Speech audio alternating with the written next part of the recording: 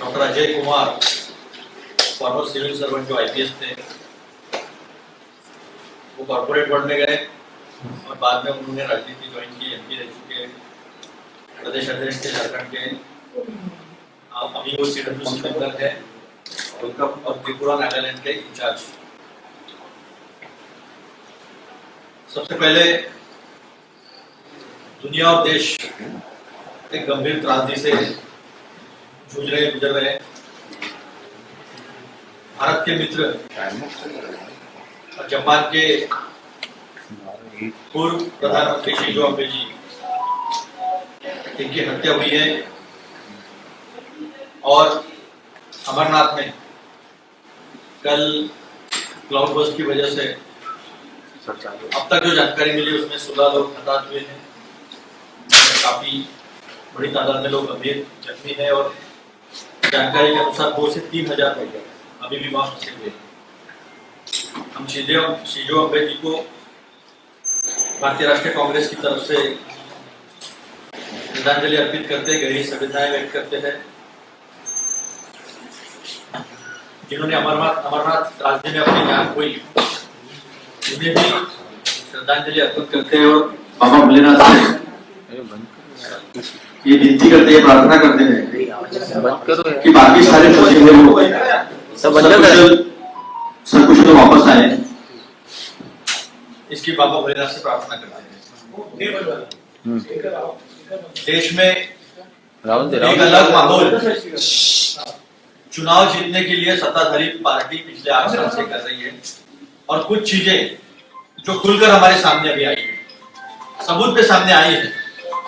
लेकिन चूंकि आप जानते हैं सारे संस्थाओं को जिस तरह से सबवर्ट करके रखा है, तो आपके माध्यम से जनता के बीच ये सच्चाई लेकर जाना हम चाहते हैं।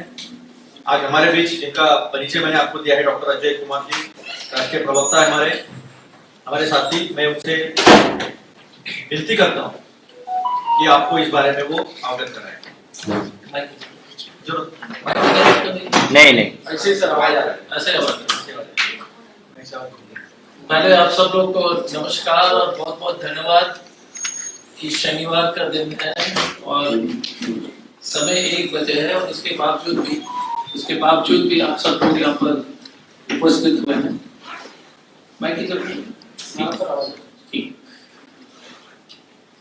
मैं अतुल जी और महाराष्ट्र प्रदेश कांग्रेस कमेटी और नाना पटोले साहब, उनकी पूरी टीम को धन्यवाद देना चाहता हूँ। उन्होंने इस कार्यक्रम को आयोजित किया है। अतुल जी ने पहले से शुरुआत जो है अमरनाथ के जो लोग श्रद्धालु की जो मौत हुई अमरनाथ यात्रा के दरमियान, कांग्रेस पार्टी द्वारा जो श्रद्धांजलि हम लोगों ने अर्पित किया है, संवेदना भी प्रकट करते हैं और भगवान से प्रार्थना करते हैं कि भगवान उनके परिवार को इस कठिन समय में दे। उसी तरह से शिंजो आबे जी की जो हत्या की गई जापान में, उनके परिवार के सदस्यगण और जापान के पूरी जनता के हम संवेदना प्रकट करते हुए भगवान से यही प्रार्थना करते हैं कि इस मुश्किल घड़ी में उन सब लोग को हिम्मत दे। अब आज का जो प्रेस कॉन्फ्रेंस है, एक महत्वपूर्ण प्रेस कॉन्फ्रेंस इसलिए है क्योंकि इस प्रेस कॉन्फ्रेंस के बाद आपको समझ में आ जाएगा कि भारतीय जनता पार्टी, भारतीय झूठी पार्टी या भारत जलाओ पार्टी, ये हमेशा हम बोलते हैं बीजेपी को कि तीनों में से कोई भी ऑप्शन नहीं दीजिए। भारतीय झूठी पार्टी, भारतीय जलाओ पार्टी, भारत जलाओ पार्टी, इनके संबंध आतंकवाद और आतंकवादियों से किस तरह से जो है गहरा संबंध है। और आपको ये मालूम होगा कि जब भी कोई बोलता है कि मैं ईमानदार हूं, मैं ईमानदार हूं, तो सबसे बड़ा चोर निकलता है। तो ये लोग की जो पुरानी आदत है कि बोलते रहते हैं कि हम राष्ट्रवाद हैं, हम राष्ट्रवाद है, सचमुच में देश के सबसे फर्जी ढोंगी राष्ट्रवादी अगर इस देश में कोई पार्टी आई है तो वो भारतीय जनता पार्टी। ढोंगी राष्ट्रवाद में ये एकदम पीएचडी कर चुके हैं। छत से चिल्लाते चिल्लाते जो है आपके कान पक जाएंगे। और उसके जो है उनके लिए एक, क्योंकि आप मुंबई में है तो मैंने सोचा कि ये बॉलीवुड का भी कैपिटल है, कोई खलनायक पिक्चर पे गाना आपको याद होगा, तो उसके 2-3 पंक्ति पढ़ लेता हूं। नायक नहीं खलनायक हूं, जुर्मी बड़ा दुखदायक हूं, हे प्यार क्या मुझको क्या खबर, बस यार नफरत के लायक हूं मैं। तो ये बीजेपी के लिए सबसे उचित गाना है, बस यार नफरत के लायक हूं। अब जितने भी घटनाएं जो हाल में जो घटी, उदयपुर की घटना से मैं शुरू करना चाहूंगा। रियाज अतारी के सीधे संपर्क गुलाब चंद कटारिया के साथ, भारतीय जनता पार्टी के पूर्व मंत्री, राजस्थान के कद्दावर नेता, और बीजेपी कहती कि नहीं हम जानते नहीं है, पट्टा उन्हीं का, कार्यक्रम उनका। बीजेपी कहते हैं कि हमारे बहुत मेहनत करने वाले कार्यकर्ता हैं। और तो और अब इनकी बेशर्मी की हद देख लीजिए कि इनकी जो कटारिया साहब के दामाद अतुल शांडिलिया, उनके फैक्ट्री में ये रियाज अतारी काम कर रहा था।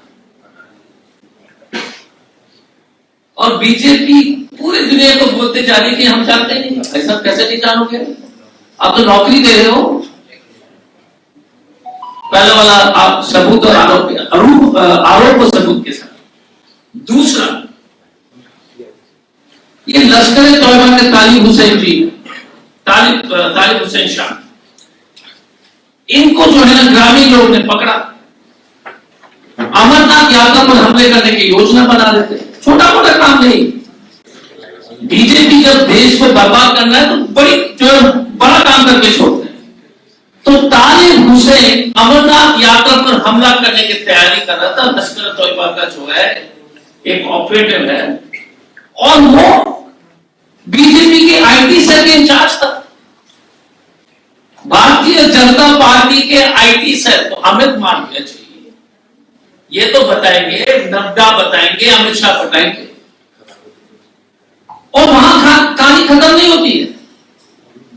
तालिब हुसैन एक इस देश के वर्तमान गृह मंत्री अमित शाह जी के कार्यक्रम में शामिल होते हैं। फोटो है, छोटा मोटा काम नहीं करता है वो। अमित शाह देश के गृह मंत्री के कार्यक्रम के रूम के अंदर आपकी मीटिंग होती है। आप भी गए होंगे अमित शाह जी के कार्यक्रम में। बॉडी सर्च जबरदस्त तरीके से लोग करते हैं, जबरदस्त तरीके से बॉडी सर्च होती है, पैच सर्च होती है, सब चीज होता है। हाँ, लेकिन तालिब हुसैन जो है लश्कर तोयबा का ऑपरेटर वहां पहुंच जाता है अमित शाह के साथ। फोटो के साथ है, कुछ बोलने के लिए जरूरत नहीं है। तीसरा, जो अमरावती में एक घटना जो घटी, अब नवनीत राणा और उनके पति राणा साहब पूरे टीवी में ऐसे भाषण दे रहे हैं कि सबसे जो है ना देश के समर्पित लोग यही है, बोलते हैं कि कार्रवाई होनी चाहिए। भैया ये रियाज खान तो आपके समर्थक थे, आपके सपोर्टर थे, आपके प्रचार किए, आप दोनों के चुनाव में लड़ने में हर जगह सबूत है। चलो इरफान खान जी नवनीत राणा और उनके हस्बैंड के लगातार प्रचार किए। और अतुल जी ने हमको कहा एक इंटरेस्टिंग चीज, ये घटना जो है 20 तारीख को घटती है, 21 तारीख को। उदयपुर की घटना 28 को घटती। अतुल जी बाद में इसको बताएंगे। 27 तारीख को नवनीत राणा जी एक पत्र लिखती है अमित शाह को। 27 को इसका जांच होनी चाहिए। घटना उदयपुर के 28 को है, चिट्ठी 27 का है कि ये घटना अमरावती और उदयपुर का क्या लिंक है, इसको जरा इसका जांच होनी चाहिए। घटना से पहले तो मैं अतुल जी को बता दूंगा, इसका जांच होनी चाहिए कि ये मानना सही है कि नहीं, ये चिट्ठी है कि नहीं, किसकी चिट्ठी है, इन्होंने लिखा है कि नहीं। नवनीत राणा ने पहले ही बता दिया, फिर तो ये तो बहुत ही विचित्र घटना है ये तो। इसका या तो कोई चीज है, या तो भविष्यवाणी करने में नवनीत राणा जी एस्ट्रोलॉजर, महान एस्ट्रोलॉजर बन जाएगी, या सीधी तरीके से वो इन्वॉल्व है, इसकी जांच होनी चाहिए। एक जम्मू और कश्मीर में एक सरपंच तारिक अहमद मीर 2020 में उनकी गिरफ्तारी हुई। हिजबुल मुजाहिदीन कमांडर के साथ, नवीद बाबू के साथ।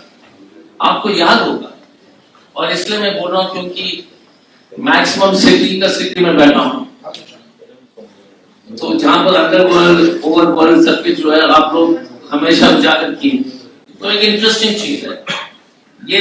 अगर आप लोग इस कहानी को, इसके जो इन्वेस्टिगेशन कर लेंगे या फिक्शन भी लिखेंगे तो best seller. Where is Devendra Singh? Devendra Singh was a deputy superintendent of police who escorted the Lashkar-e-Toiba terrorists to Delhi from Srinagar by this BJP government. A DSP of the Jammu Kashmir police escorts two terrorists, उसमें तारिक अहमद और नवीद बाबू। देवेंद्र सिंह पकड़ा जाने के बाद जब dismiss होता है service से, तो लेफ्टिनेंट गवर्नर साहब लिखते हैं, now please understand what is it. इसलिए मैं बोल रहा हूं ये लोग देशद्रोही हैं, बीजेपी देशद्रोही हैं। लिखते हैं कि इस घटना का अगर आप अनुसंधान इन्वेस्टिगेशन करोगे तो देश की सुरक्षा के लिए खतरा हो, राष्ट्र सुरक्षा से खिलवाड़ होगा। If you investigate, अगर आप डीएसपी देवेंद्र सिंह के बारे में आप जानकारी प्राप्त करोगे तो जम्मू एंड कश्मीर के एलजी का डिसमिसल लेटर सेज कि इस पर और जांच करने की आवश्यकता नहीं है क्योंकि राष्ट्र सुरक्षा का मामला। अरे भाई साहब, एक टेररिस्ट को ले जा रहे हो आप, डीएसपी और एस्कॉर्ट कर रहे हो दिल्ली से श्रीनगर, किस लिए कर रहे थे? राष्ट्र सुरक्षा को कुछ नहीं होगा, बीजेपी का सुरक्षा को जो है खतरा होने वाली है, इसलिए जांच बंद होगी। And if there is a brave journalist which you all are, और who has got an interest in investigation, the biggest story in India's threat to national security is Devendra Singh. I've been a former police officer in the IPS. I have not seen such a thing. कि terrorist को escort करते हैं और सरकार लिखती है कि इसकी जांच नहीं होनी चाहिए, राष्ट्र सुरक्षा के साथ खिलवाड़ है। भाई साहब, बीजेपी को खतरा है क्योंकि बेनकाब हो जाएंगे कि ये देशद्रोही वाली जो है पार्टी एंटी नेशनल काम करे।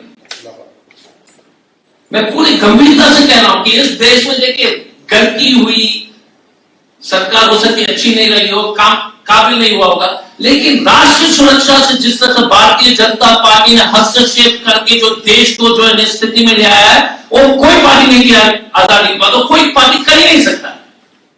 अपने आप को चादर जो है तिरंगा नहीं, क्योंकि तिरंगा पर विश्वास नहीं करते हैं। राष्ट्रवाद की चादर ओढ़ करके ये जो ढोंगी राष्ट्रवादी जिस तरह से इस देश को कमजोर कर रहे हैं, ये सचमुच में चिंता की विषय।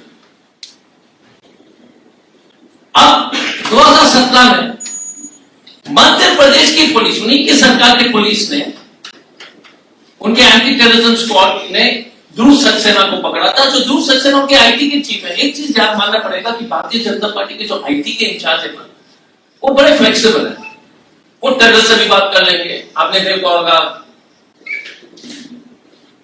जम्मू एंड कश्मीर का आईटी हेड का, आप देख लीजिएगा इनका ध्रुव सक्सेना आईएसआई के साथ इन्होंने समझौता कर लिया। द हेड आईटी ध्रुव सक्सेना जो इनके आईटी इंचार्ज थे, वो आईएसआई के साथ जो समझौता करके पैसे के लेन देन में जो है बड़ी देशभक्ति बता रहे थे ट्विटर फेसबुक में, लेकिन बढ़िया से जो है उन्होंने आईएसआई के साथ ये मध्य प्रदेश की एंटी टेररिस्ट स्क्वाड बता रही है। और फोटो तो सबके साथ होती है, शिवराज सिंह चौहान के साथ भी है, क्योंकि इनको फोटो खींचने का शौक है। मध्य प्रदेश में एक बलराम सिंह बजरंग दल के नेता है जो टेरर फंडिंग केस में गिरफ्तार हुए। हम इसलिए बार बार ये केसेस बता रहे क्योंकि देश जो है हम लोग भूल रहे हैं। देखिए इस तरह का लगातार संबंध, आप 2 मिनट के सोच लीजिएगा कि अगर किसी और पार्टी का आदमी का अगर पट्टा रियाज अटारी के गर्दन पर होता, आप सोच लीजिए ईमानदारी से, कोई और पार्टी, तो क्या होता? बीजेपी, शंभू पात्रा, क्या नाम है, मैं भूल जाता हूं बीच बीच में, Sandeep,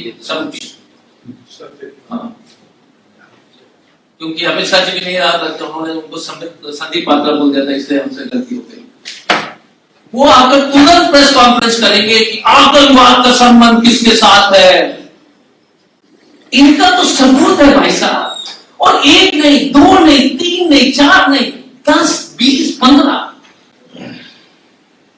We are having a government in India which has got straight links to terrorism. And I'm telling you with great deal of responsibility that we are compromising the security of this nation in a way which we have no idea. The best way for the intrepid reporters of Bombay is to start with where is Devendra Singh and what is Devendra Singh. You'll be shocked by what will be. We as politicians can keep saying it, but I would request someday someone would. Assam के एक BJP के नेता निरंजन होजाई जी, उनको उम्र कैद की सजा सुनाई गई। इन्होंने छोटा मोटा घोटाला नहीं किया, 1000 करोड़, बीजेपी के लिए छोटा है, बट 1000 करोड़ का घोटाला, उम्र कैद, ऑफिशियल सजा, और वो मिलिटेंट ग्रुप को जब पैसा दे रहे थे। निरंजन जी बोल रहे थे कि हम तो मिलिटेंट ग्रुप को जो समर्थन में जो है इतना बड़ा घोटाला नहीं, हमारी गलती क्या है। ये है बीजेपी के राष्ट्रवाद कि नॉर्थ ईस्ट और असम में अलगाववादी को पैसे दे रहा है 1000 करोड़, छोटा बीजेपी के लिए छोटा, देश के लिए बड़ा घोटाला, 1000 करोड़, लाइफ इम्प्रिजनमेंट, कोर्ट ने सजा दे दी, उम्र क्या है। लेकिन किसी को खबर नहीं है, ना कोई न्यूज़पेपर में आता है, ना न्यूज चलती। Where are we going यार? Forget कांग्रेस, बीजेपी, देश का क्या होगा? Where will we all be if the nation falls?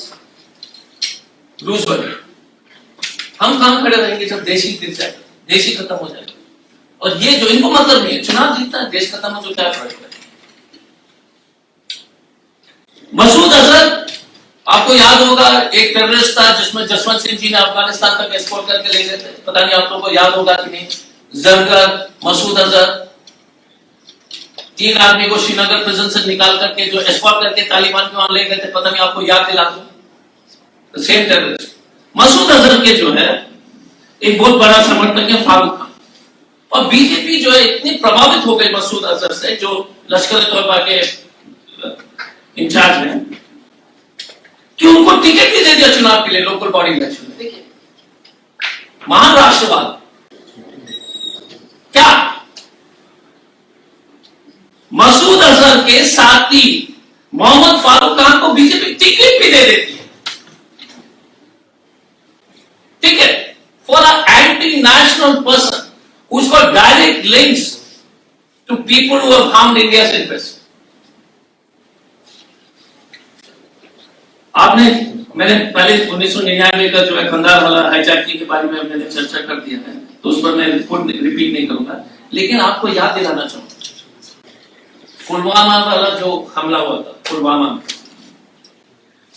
Parliament में जो हमला हुआ था, मुंबई में जो हमला हुआ था 2008, please remember this, people of Bombay, the main guy is Masood Azhar. You must connect the dots. देखिए आप कितने भी लोग कितने भी झूठ बोलने का प्रयास करेंगे, देश बॉम्बे भुगता ना, बॉम्बे के निर्दोष लोग मरेगा। Masood Azhar released by the Bharatiya Janata party in 1999 was the mastermind, parliament संसद भवन पर हमला, बॉम्बे पर हमला और पुलवामा में। आप बताइएगा कि इसके लिए, इस घटना के लिए कौन जिम्मेदार है? गलत बोल रहे क्या? या 2008 गुजरात में मोदी जी ने तो प्रेस कॉन्फ्रेंस किया था, गोलियां चल रही थी बॉम्बे में, साहब जो है प्रेस कॉन्फ्रेंस कर रहे थे, बड़ी देशभक्ति है, वहां पर लोग मर रहे थे, लेकिन साहब को तो प्रेस कॉन्फ्रेंस करना ही था। उस वक्त गुजरात के चीफ मिनिस्टर थे,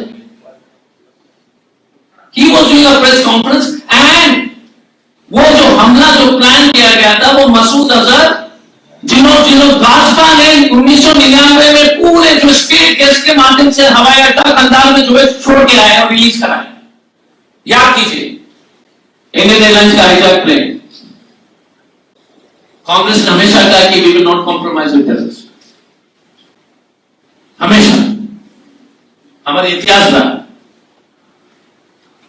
हमने दो प्रधानमंत्री इंदिरा गांधी जी और राजीव गांधी जी शहीद हुए हैं देश के अखंडता और संप्रभुता को बचाने के लिए और आतंक।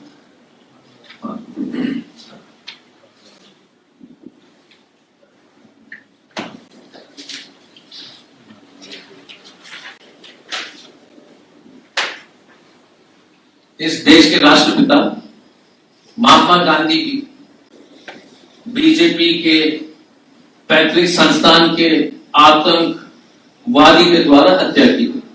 याद दिलाना चाहता हूं क्योंकि इतिहास जो है ये मानते नहीं कि नथुराम गोडसे आरएसएस में था, सिर्फ नथुराम गोडसे बोलता है कि मैं आरएसएस में था। उसमें आप ही लोग का एक साथी है धीरेन्द्र जाजी की किताब है असैसिनेशन ऑफ गांधी, उसमें स्पष्ट रूप से जो है कोई डाउट नहीं रहेगा कि वो गोडसे के जो है गोडसे आरएसएस के बहुत ही सक्रिय सदस्य।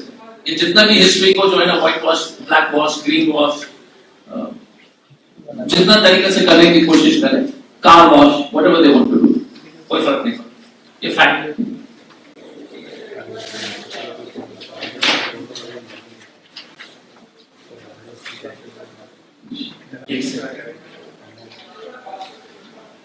तो हम हमेशा पूछते हैं भारतीय जनता पार्टी से, और आप लोग को पूछना चाहिए कि भाजपा का आतंकवादियों से नाता है, ये साबित हो गया। ये रिश्ता को हम क्या कहलाएंगे? भाजपा का आतंकवादी से नाता है,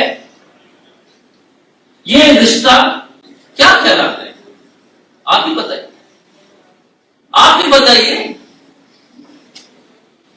मैंने अपने प्रेस कॉन्फ्रेंस में, I come to the end of my press conference, खत्म करने से पहले याद रखिए, एक डीएसपी एस्कॉर्ट करता है 2 टेररिस्ट, वांटेड टेररिस्ट को श्रीनगर से दिल्ली थ्रू चेकिंग गलती से पकड़ा गया, क्योंकि हो सकता है कि वो पदार्थ का कोई इंफॉर्मेशन लेता नहीं, तो अभी तक तो एस्कॉर्ट करते हुए थे, पार हुआ, उस ऑफिसर को डिसमिस होता जांच पर की।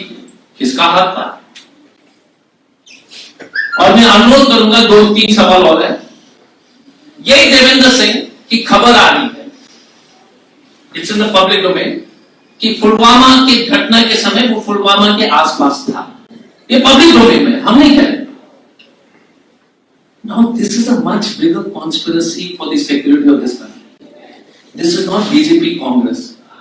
ये बीजेपी कांग्रेस की लड़ाई नहीं है भाई साहब। मैं बता रहा हूं, जिसको भी ये गलत फहमी है, वो वोट खरीदेंगे, नेता के पैसा देंगे, ये सब छोड़ दीजिए। देश बचेगी भाई साहब तब ना। तो भारत जलाओ पार्टी भारत को तोड़ के ही छोड़ेगा। मुझे लगता है कि इस सब बातें आपके सामने रखने के बाद कि देश के सामने बहुत बड़ी चुनौती है कि जो सत्ता के लोग हैं वही देश के जो है जड़ को खत्म करने के लिए पूरी तरह से लगे हुए। इसी शब्दों के साथ मैं आप लोग को फिर से धन्यवाद देना चाहूंगा। मैं प्रार्थना करता हूं कि यदि कोई सवाल है तो और एक अनुरोध जरूर होगा कि सवाल सिर्फ इस प्रेस से संबंधित रख लीजिए। मेरे पुरानी बीजेपी की टैक्टिक है, अचानक पूछ लेगा कुछ और, तो डाइवर्ट नहीं होना है। 1-to-1 में बात में कर सकता हूं, लेकिन प्रेस कॉन्फ्रेंस में सिर्फ इस विषय पर मैं बात करूंगा। और मैं अनुरोध करूंगा अतुल जी को कि थोड़ा सा नवनीत जी के बारे में और ज्यादा प्रकाश डालें, क्योंकि उनकी ढोंगी भक्ति जो है सबको चिंतित करने की विषय है। ठीक है, नवनीत राणा जी ने ये जो रिश्ता क्या कहलाता है, तो अजय जी में ये रिश्ता क्या कहलाता है थोड़ा सा और विस्तार से इनको बता दूं। नवनीत राणा जी ने जो खत लिखा है 27 जून को अमित शाह जी को ये कहते हुए कि यहाँ एनआईए की जांच लगाई जाए, वो 27 तारीख को लिखा हुआ खत है। और ध्यान दीजिए, मैं जो इंफॉर्मेशन दे रहा हूं उसके पहले भी मैंने दी है, लेकिन पता नहीं शायद मिस हो गई। अमरावती की घटना 21 जून को घटती है, उदयपुर की घटना 28 जून को घटती है। तो नवनीत राणा जी को ये कैसे पता चला कि अमरावती की घटना उदयपुर के तर्ज पे घटी है और वो 27 तारीख को लेटर लिख देती है? इसका मतलब भाजपा का ये सारा वेल प्लान है और गलती से इन्होंने लेटर लिख दिया और अपने ही ट्विटर अकाउंट पे अजय जी उन्होंने पोस्ट भी कर दिया, जो हमने पकड़ लिया। फिर बाद में उन्होंने अपने ट्विटर अकाउंट से वो डिलीट किया, लेटर का डेट चेंज किया, 29 डाला, लेकिन उन्हें पता नहीं है या भूल गए होंगे कि स्क्रीनशॉट की भी एक सुविधा मोबाइल में होती है। वो स्क्रीनशॉट हमने निकाल के रखा है। मैं चाहूंगा आपके माध्यम से, जैसा कि अजय सर ने कहा, यह कांग्रेस बीजेपी की बात नहीं है, यह देश के सुरक्षा की बात है, आपकी हमारी बात है। देश रहेगा तो कांग्रेस बीजेपी की बात है। तो यह सबूत है कि यह सारा वेलप्लान होता है। इस देश का धर्म के नाम पे मानसिक विभाजन किस तरह से किया जा रहा है, चुनाव जीतने के लिए आतंकवाद का किस तरह से सहारा बीजेपी लेती है, इसका एक बहुत बड़ा सबूत है जो मैं आपके सामने रख रहा हूं। मैं फिर से एक बार विकट जी के माध्यम से आपके पास ये सारा लिखित सबूत जो है वो रखता हूं। ये जनता के पास जाना जरूरी है। मैं आप पर छोड़ देता हूं, आपके विवेक के ऊपर छोड़ देता हूं। ये जरूर विश्वास करता हूं कि आप ये बात उनके पास ले जाएंगे। एक मराठीमध्ये मी शेवटी सांगून देतो, काल त्यांनी जे काही केलं, शास्त्राची गोष्ट करतात हे लोक, धर्माची गोष्ट करतात। उदय कोल्हे याला जाऊन 10 दिवस झालेत का, 14 दिवस झाले का, सव्वा महिना झाला का? सव्वा महिन्यामध्ये परत सुतूक असतं आपल्याला, आपण घरामध्ये पूजा करत नाही।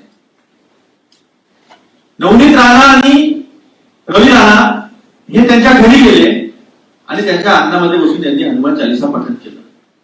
हे शास्त्राच्या विरोधी नाही का? त्याच्यापेक्षा महत्वाची गोष्ट, आमच्या सामान्य हिंदू लोकांच्या श्रद्धांशी, आस्थांशी हा राजकीय खेळवाड नाही आहे का? इथे स्पष्ट होतं की तुम्ही दुःखामध्ये लोकांच्या जाऊन सांत्वन देण्यापेक्षा तिथं पण जाऊन राजकारण करता आणि सव्वा महिना व्हायच्या पहिले आपण हे काम करता, हे योग्य आहे का? हे मला जनतेला विचारायचं आहे। आपल्याला सरांना काही प्रश्न विचारायचं, आपको solve Any questions, but only on this subject. मेरी रिक्वेस्ट है, विनती है सबसे, प्लीज रेस्ट्रिक्ट दिस दो questions to today's press conference. बाकी मैं बाद में साइड लाइन पर बोल सकता हूँ, बट ये तो आज तक सर अजय जी ये क्लैरिटी जरा चाहेंगे कि जो उदयपुर और अमरावती का कनेक्शन आपने बताया, जी सर, जो आरोपी पकड़े गए ये बीजेपी से कैसे कनेक्टेड है? आप बताइएगा कि उदयपुर वाला में ये अटारी पूरा पट्टा लगाकर पूरी तरह से फोटो में छाया हुआ है और गुलाबचंद कटारे के दामाद के फैक्ट्री में काम कर रहा था। दामाद के फैक्ट्री में ऐसा भी संबंध नहीं है। ये बीजेपी के कार्यक्रम में, और कई व्हाट्सएप वो जो फेसबुक में कमेंट्स आते हैं कि हमारे समर्पित कार्यकर्ता, तो बीजेपी के कार्यकर्ता ऐसे ही है। देखिए एक चीज याद रखिए, हुआ अतुल जी ने ठीक कहा, और अमरावती वाला में तो उन्होंने स्पष्ट रूप से बता दिया कि ये राणा दंपति के पूरी तरह से प्रचार में सम्मिलित थे। मैं तो किसी टीवी चैनल में उनका इंटरव्यू देख रहा था, वो तो इंटरव्यू देख करके लगता है कि दुनिया के सबसे भोले वाले लोग तो वही हैं। कोई बचाएंगे इतना जो मासूम तरीके से भाषण दे रहे थे। हम भी पिघलते बच गए। सच्चाई और कुछ नहीं कीजिए, ये तो बोलेंगे अच्छी तरह से, लगता है कि जैसे कि मुंह में रसगुल्ला लगा के बात कर रहे हैं, लेकिन ये स्थिति है। और देश के लिए दूसरी बात क्या है कि देश में नफरत पैदा करने के लिए ये सब किया जाता है। चुनाव आ रहे हैं राजस्थान में, तो इनका षड्यंत्र की दंगा कराओ, अपने लोग से कराओ। ये सब जो है यही इनकी जो रणनीति, हमारा इतना ही कहना है कि जो पार्टी देश को जो है ना चला दीपक इस कगार पर ले जा सकता है सिर्फ चुनाव जीतने के लिए। मैंने कहा भाई साहब ये यार चुनाव जीतो, देश बचाओ, बता दो कि यार हम ये सब करने वाले हैं, तो हम बोलते कि यार हम चुनाव ही नहीं लड़े, तुम जीत जाए, देश को मत तोड़ो। इतने बेशरम होना कि चुनाव जीतने के लिए जीतो, बस देश को बचाओ। ये लोग जो कर रहे हैं, you see Udaipur, you see Devendra Singh का एस्कॉर्ट का क्या तरीका है, और dismissal when he gets dismissed, there will be no inquiry because it is against national interest. I been in the Indian police service. What is this nonsense? आप लिखते कि इसकी जांच, अगर कोई ईमानदार लेफ्टिनेंट गवर्नर होता तो बोलते इसकी जांच पता लगाएगा कि ये जो जड़ कहां तक जाती है, देश के मामला है। नहीं, क्योंकि देवेंद्र सिंह और बीजेपी का क्या रिश्ता है। अजय जी, आपने बहुत सारे इल्जाम लग रहे हैं, इस सबूत की भी बात की, क्या इसे लेकर कानूनी लड़ाई की जा रही है? इसके बारे में जानकारी आपने दी, कहीं लिखित शिकायत की, या मैं सिर्फ प्रेस कॉन्फ्रेंस में इस बात की? नहीं, एक चीज बताइए, थानेदार उनका, जेल के जो है सुपरिटेंडेंट उनका जो स्थिति है, आप विश्वास आप बताइएगा कि ये तो पब्लिक डोमेन में है। हम तो केस किए थे उदयपुर में, अमरावती में आपका केस हुआ था, बट ये जो बातें हैं देवेंद्र सिंह, तो ये फैक्ट ऑफ लाइफ फैक्ट्स। और इस देश में सबसे इंपॉर्टेंट लड़ाई जो है ना, it's in the minds of the people. हम कानूनी लड़ाई करेंगे, जरूर करेंगे, लेकिन अब देश के जनता को बताने का समय आ गया कि कुर्सी पर कैसे लोग बैठे हैं जो पहले आजादी की लड़ाई में भी जो है अंग्रेजों का साथ दिया था। कांग्रेस का पुराना नारा है, पहले हम लोग गोरों से लड़ते थे, अब चोरों से लड़ने का समय आ गया है। आजादी की लड़ाई में अंग्रेजों के साथ, अब जो है आतंकवादी के साथ, आतंकवादियों के साथ जो संबंध बीजेपी का। And what we have told, आज के प्रेस कॉन्फ्रेंस पूरे देश में हो रहा है, ये सब सबूत है, ये एक्चुअल डॉक्यूमेंट्स है from government sources, public sources. इसलिए हम लड़ेंगे जरूर, कानूनी तौर से भी लड़ेंगे, लेकिन हमारा पहला फर्ज as a political party to explain कितने खतरनाक लोग इस देश के जो है कमांड आपने जो किसके हाथ में आपने दे दिया है, और धीरे धीरे और भी क्या बोलते हैं skeletons will be exposed. Our job is to expose it, and these are not allegations, these are facts, and let them deny it, let them prove otherwise,